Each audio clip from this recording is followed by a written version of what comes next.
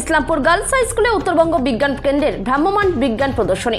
উত্তরবঙ্গ বিজ্ঞান কেন্দ্র শিলিগুড়ির উদ্যোগে একটি ভ্রাম্যমাণ বিজ্ঞান প্রদর্শনী বাস ইসলামপুর গার্লস হাই স্কুলে পৌঁছয়। বাসটিতে বিজ্ঞানের বিভিন্ন বিষয়ের উপর আকর্ষণীয় মডেল ও প্রদর্শনী ছাত্রীদের সামনে তুলে ধরা হয়।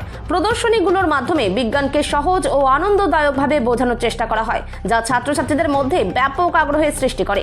ইসলামপুর গার্লস হাই স্কুলের ভারপ্রাপ্ত প্রধান শিক্ষিকা মনীষা সাহা বলেন, এই ধরনের ভ্রাম্যমাণ বিজ্ঞান প্রদর্শনী ছাত্রছাত্রীদের জন্য অত্যন্ত উপকারী। বিভিন্ন বৈজ্ঞানিক মডেল সরাসরি দেখতে পাচ্ছে, তার উপকৃত হবে। Bureau report, big news Bangla. হ্যাঁ, উপকৃত তো হবেই।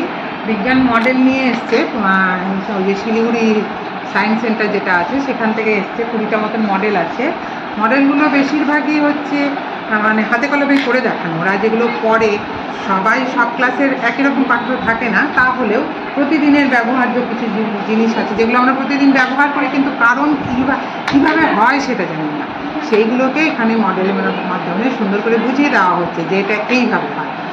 খুবই ভালো। বাচ্চারা মেয়েরা তো খুব আগ্রহের সঙ্গেই দেখছে। উদ্দেশ্য তো একটাই, যে ওদের একটু বিজ্ঞানের প্রতি আগ্রহটা বাড়ানো, সব কিছুর কারণ খুঁজে দেখার যে চেষ্টা। বিজ্ঞানের উদ্দেশ্য তো হচ্ছে অনুসন্ধিৎসা, যে কোনো বিষয়ে জানার ইচ্ছা, খুঁটিয়ে পড়া, খুঁটিয়ে জানা। এই প্রতিদিনের পাঠ্যপুস্তকের বাইরে এরকম হাতে কলমে আমরা তো খুব বেশি পড়াতে পারি না, আমাদের সেই পরিকাঠামোটা নেই। এই ধরনের মডেল আসলেও বেশ খুব অন্যরকম লাগে, তো ওরা খুবই আনন্দের সঙ্গে ব্যাপারগুলো বোঝার চেষ্টা করছে। একটু জোরে বলবেন। আমরা এসেছি উত্তরবঙ্গ বিজ্ঞান কেন্দ্র থেকে, শিলিগুড়ি উত্তরবঙ্গ বিজ্ঞান কেন্দ্র থেকে যে বাসখানা এসছে, আসলে বাসের মধ্যে আপনি দেখলেই দেখতে পাবেন এখানে রয়েছে ভ্রাম্যমাণ বিজ্ঞান প্রদর্শনী। এটা কি করে, বিভিন্ন স্কুলগুলো গিয়ে আমাদের স্কুলের যেসব ছাত্রছাত্রী, তার পাশাপাশি যেসব সাধারণ মানুষ আছে, তাদের বিজ্ঞানের প্রতি একটু উদ্যোগ বাড়িয়ে দেওয়ার একটা প্রচেষ্টা বলা যেতে হয় আমাদের। আপনারা দেখছেন গাড়ির মধ্যে বেশ কিছু এক্সিবিট আছে বা মডেল আছে, যেগুলো স্কুলের বাচ্চারা এক এক এসে দেখে যাচ্ছে। তার সাথে সাথে আমরা একটা হল ঘরের মধ্যে বেশ কিছু ওদের এক্সপেরিমেন্ট করে দেখিয়েছি। খুব সাধারণ বেসিক কিছু জিনিস নিয়ে যেমন আমরা বিজ্ঞানটা ব্যবহার করি, ঠিক তেমনই বেশ কিছু জিনিস আমরা ওইখানে করে দেখেছি। তার সাথে সাথে একটা ফিল্ম শো যেটা গতকাল হয়েছিল, আজও আমরা সেটা চেষ্টা রেখেছি, যদি পারি সেটাকে আমরা আরেকবার করে দেখব। মূলত এখানে কি বিষয়ে বোঝানো হচ্ছে যদি একটু বলেন। যেমন ধরুন, ছোট্ট যদি একটা চেষ্টা দেখা যায়, আপনি সামনে দেখতে পাচ্ছেন রয়েছে সৌরচালিত যন্ত্র। এবার যখন ছোট্ট একটা শিশুর মতো বাচ্চা বা ধরুন একটা ক্লাস 5-এর কেউ এলো, তখন যদি আপনি তাদের জিজ্ঞেস করেন যে আমরা যেসব শক্তিগুলোকে বর্তমান দিনে ব্যবহার করি, যেমন কয়লা বা ডিজেল বা পেট্রোল, সেগুলো কিন্তু একদিন শেষ হয়ে যাবে। তাহলে আমরা আমাদের শক্তির প্রয়োজনীয় শক্তির যোগান কোথায় পাবো? তাহলে সেই বাচ্চাটির মাথায় প্রথম একটা প্রশ্ন যেন অবাক করে দেওয়ার মতো হয়। ঠিক তার একটা বিকল্প পদ্ধতিকে আমরা এখানে ওদের বুঝিয়ে দেওয়ার চেষ্টা করি যে সূর্য এমন একটি শক্তি যেটা কিন্তু একদম আমরা শেষ সময় পর্যন্ত পাবো, অর্থাৎ পৃথিবী শেষ হয়ে যাওয়ার অনেক পরেও আমরা সূর্যকে ঠিক একইভাবে পাবো।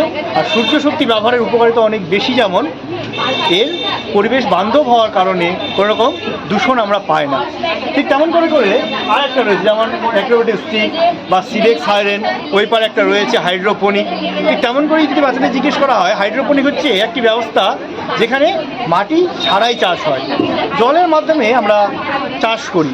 যেসব জমিগুলোতে ধরুন আমরা চাষ করছি, সে জায়গায় বিভিন্নভাবে বাড়ি করে ফেলছি, কলকারখানা করে ফেলছি, তাহলে মাথায় ছোট্ট একটা প্রশ্ন জাগে যে আমরা তাহলে আগামী দিনে আমাদের প্রয়োজনীয় যোগান কোথা থেকে পাবো। তাই সুন্দর একটি পদ্ধতি ওই পারেও আমরা দেখছি। আর তার সাথে বেশ কিছু মডেল ভেতর দিকটাও আছে। ছাত্রছাত্রীরা কতখানি উপকৃত হবে?